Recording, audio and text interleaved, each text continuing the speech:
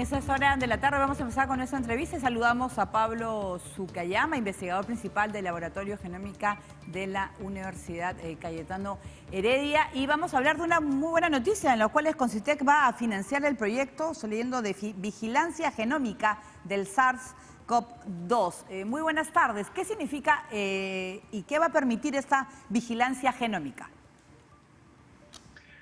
Paula, buenas tardes.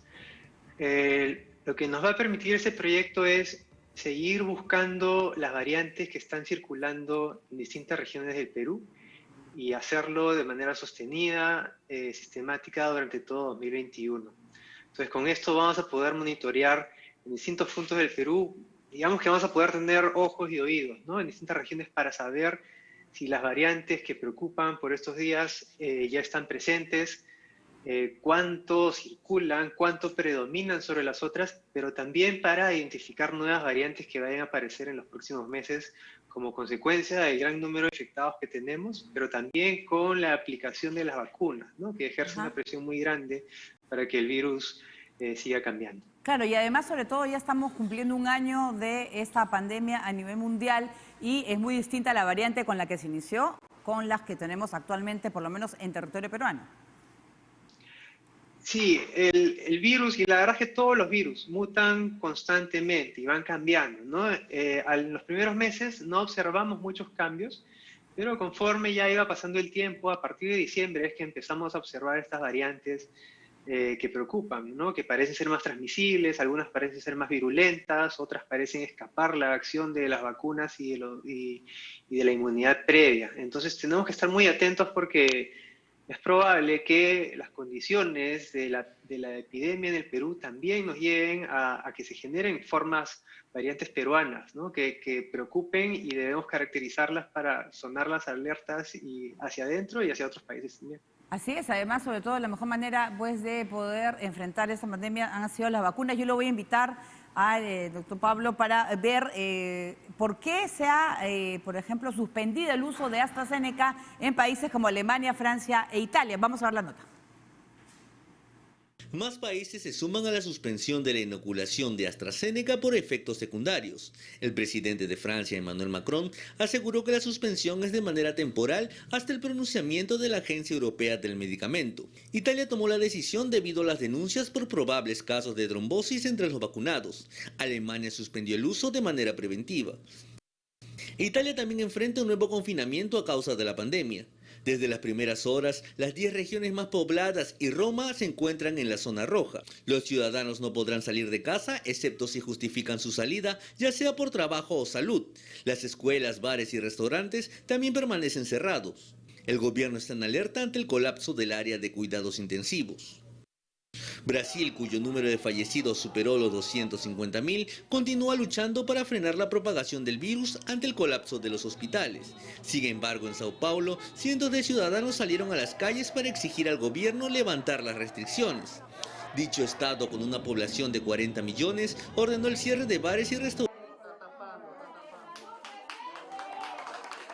Vamos a seguir con el señor Pablo Sukayama, pues un experto investigador del Laboratorio de Genómica de la Cayetano Heredia. Por ejemplo, en el caso de AstraZeneca, en el cual se está investigando si es que causa o no problemas de trombosis en muchos pacientes. Lo que pasa es que las vacunas, la pregunta que muchos se hacen es si realmente pueden o no ser efectivas en las variantes que actualmente están en el mundo. Sí, esa es la pregunta que todos se hacen, ¿no? Este posible efecto secundario de las trombosis, la verdad es que nada tiene que ver con la aparición de variantes, ¿no? Esto es algo que se está investigando de manera independiente y bueno, ya veremos cuáles son los resultados de esas investigaciones.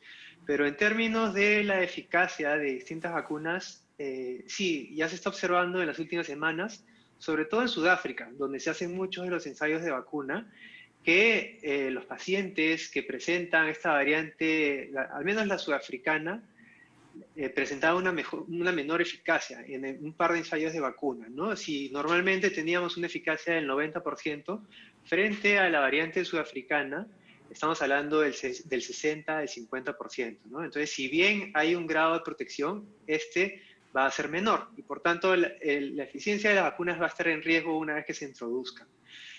hay evidencia suficiente para decir que la variante brasilera se comporta de forma similar a la de Sudáfrica, ¿no? Entonces, puede ser, y eso es algo que hay que evaluar de manera activa en los próximos meses, puede ser que las vacunas que se empiecen a aplicar en Brasil o en Perú pierdan un cierto nivel de eficacia frente a la protección de los anticuerpos.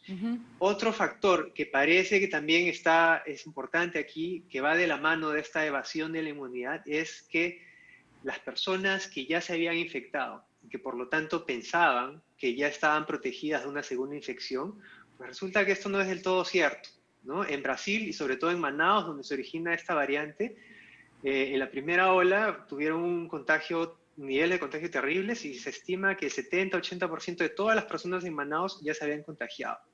Y esto, de acuerdo a la teoría de la inmunidad del rebaño, querría decir que Manaus ya estaría protegido, ¿no? Sin embargo, a partir de diciembre, en parte por la aparición de esta nueva variante, se ha visto una segunda ola de casos que ha sido mucho más grande que la primera, Claro. y en la cual personas que ya se habían infectado se han vuelto a infectar, ¿no? Entonces, esto debe servirnos como advertencia porque en muchos lugares del Perú también se estima que los niveles de infección eran bastante altos y la población un poco que se ha relajado porque pensaban que ya estaban protegidos. Entonces, la lección de esto debería ser que no nos confiemos, porque esta variante puede jugarnos una pasada y es capaz de reinfectar a personas que ya se pensaba que estaban protegidas. Así es, yo he escuchado casos de personas incluso hasta 3 veces, ¿sabes? Que le ha podido dar la COVID de manera incluso que afecta mucho sus pulmones.